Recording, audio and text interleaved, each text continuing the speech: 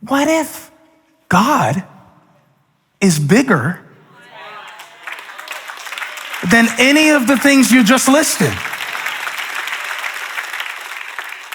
What if Moses, the man who God called to deliver his people, is a murderer who's been a fugitive for 40 years?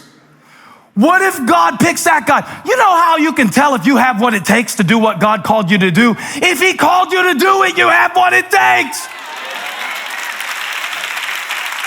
I don't know, it's kind of iffy. It's not iffy, you're iffy. God's not iffy. Oh, let me tell you why God chose you. He had no other options. Yeah, God was scraping the bottom of the barrel. He said, whom shall I send and whom shall go for us? I guess Eric will do. You are shrinking God to the size of the scenario that you can understand. Because watch God. God says, he says, what if they won't listen to me? And God says, what is that in your hand? Now this is what got my attention in the text. Moses says, what if God doesn't answer him? Because they're not going to listen to him. Because they're rebellious. Because they're stubborn. Now here's what God will not do when you start worrying. He will not calm you down by saying, oh, nothing bad is ever going to happen. That's not going to happen. Just trust in me. Nothing bad is ever going to happen. You're going to go to the right place. You're going to meet the right people. You're never going to get it wrong. You're never going to make any bad decisions. There's always going to be angels clearing out a parking space so that you will never have to walk. Even when you go to the gym to exercise, God is good. Instead, give me my two big verses again, because this is the lesson. Moses says, what if they don't believe me or listen to me? And then the Lord said to him, what is that in your hand? So here's what the Lord will do to help you break this cycle. If you will let him, if you want to stay in what if, you will wander in the wilderness. If you want to say what if, hypothetical scenarios will have hypothetical baby scenarios, and you'll have hypothetical baby, grandbaby, grandchildren scenarios. But God moves Moses from what if to what is. Isn't that good? Isn't that good? God gave it to me just that simple this week. He said, I want to move you from what if to what is. None of your stress is in the present moment.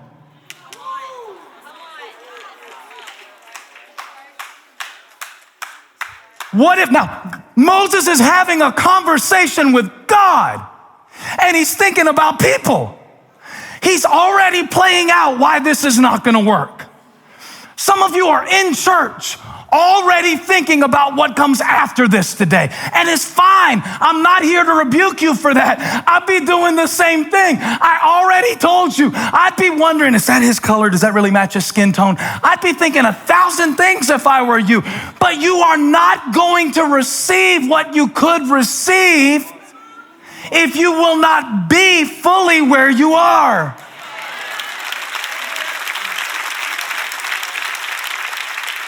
Moses is in Midian. He is in Midian because he made a mistake.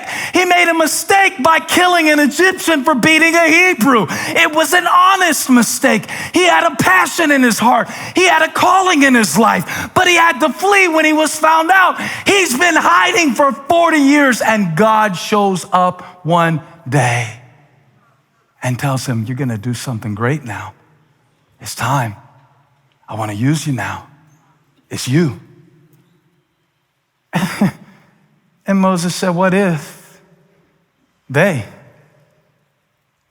And God said, what is that? I love it. It's two mentalities contrasted. Your mentality, what if? And God's mentality, what is? God will bring you back to what is when you find yourself lost in what if. A couple months ago, my nephews and nieces came over and they taught me a game. We were swimming in the pool and they took a watermelon and they put Vaseline all over the watermelon.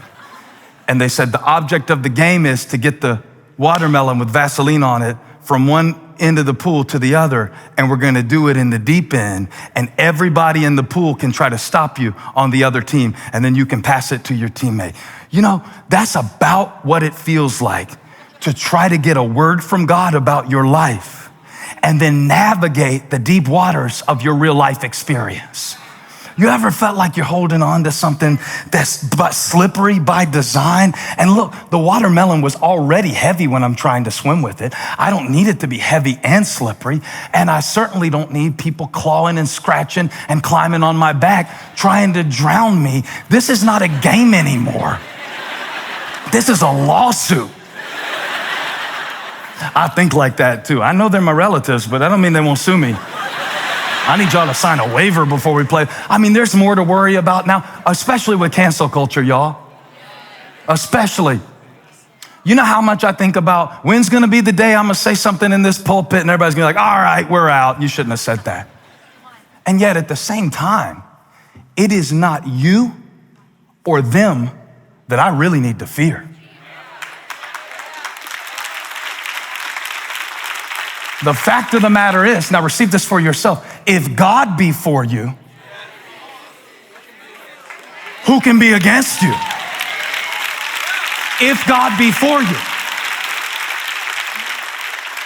If it really came from him, if this is really God speaking to Moses, that question is irrelevant. What does it matter what they say when the great I am is the one speaking to you? What does it matter what they think about it? God said that is not the important issue, is what they say. I'm not even going to answer about what they say because it is not about what they say. It's not about the problem that you're up against. It's not about the age or the stage of life. It's not about any of that. It's about what is that in your hand? What is the thing that God has given you right now? And will you trust that when you get to the next challenge of your life, it will be enough because he is enough? It will. God said, I know you got some doubts, so let me do a little product demonstration. You have been seeing this stick as a staff to shepherd sheep, and that's what it has been up until now. But throw it down on the ground and watch it change into something else. The moment you let go of it, it's going to transform. The moment you release it, it's going to become something you've never seen before. The moment you take it out of your hand, I'm going to turn it into something. God is doing a product demonstration, you see, because Moses doesn't even know who he is yet. Moses doesn't even know what he can do yet. You hadn't even seen what God put inside of you yet. You haven't even met your gifted self yet. You haven't even met your free self yet. You haven't even met the leader inside of you yet, because you've been wandering in the wilderness of what if. What if they leave me? So now you won't love anybody, because what if they leave me? So I'll withdraw my love from them before they can take their love from me. So I'm living in what if, and I'm lonely in what if, and I'm dying of thirst in what if, and I'd rather be in chains in what if.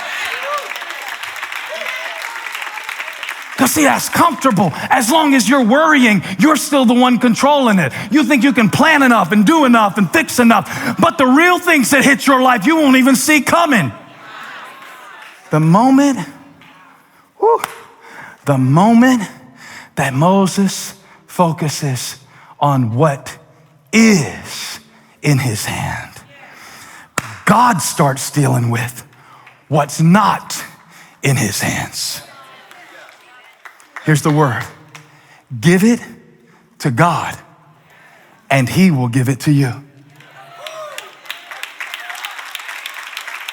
Give it to God, that situation. Give it to God, that issue. Give it to God, and he will give it to you. The strength you need, the direction you need. Yeah. That next step that you're asking him about, give it to God, and he will give it to you. I'll tell you where you won't find your strength, in the wilderness of what if. But that staff, man, if Moses only knew that staff was something else. I want to preach this to you, but I want to prophesy it to you. So let me just say it. Your staff is something else. Yeah, your staff is something else. Common object, but put it down and God will show you something else. And pick it up and God will show you something else. I almost wish God would have done it like they do when we bought the rainbow vacuum cleaner, when we bought the knives that time, when we were buying it. They'd bring it in and show you everything it could do. This man came in my house to sell me some cookware. He did a whole demonstration. He was cooking stuff. And God only showed Moses one thing his staff could do. God didn't even tell him about, oh yeah, once you get the people out of Egypt, they're going to have to cross the Red Sea. But what is that in your hand? See, when you need it to be something else, it'll be something else. Because I am that I am. So when I need that staff to part water, it'll part water. Because I am that I am. Moses said, what if they? What if it? What if I can't? What if? God said, what is? Now, what it is right now is not all it's gonna be. Stop measuring your future problems by your present strength. When you get to that stage, you'll have strength for it. When you get to that challenge, you'll have strength for it. God didn't make the staff part waters. Moses didn't need it to part waters yet. If it hadn't happened yet, it doesn't have to happen yet. You gotta get out of the future and get into his presence and say, God, what is in my hand? This is the same stick that's gonna make water come from a rock. This is the same stick that's gonna hydrate a nation. This is the same stick that's gonna be something else when you get to the next stage. From what if to what is. And if all of that fails you and what is isn't enough, remember who is. Hey, thank you for watching. Make sure you subscribe to this channel so you don't miss a single video or live stream, and share this video with a friend. And don't forget, you can join me live every Sunday. Thanks again for watching.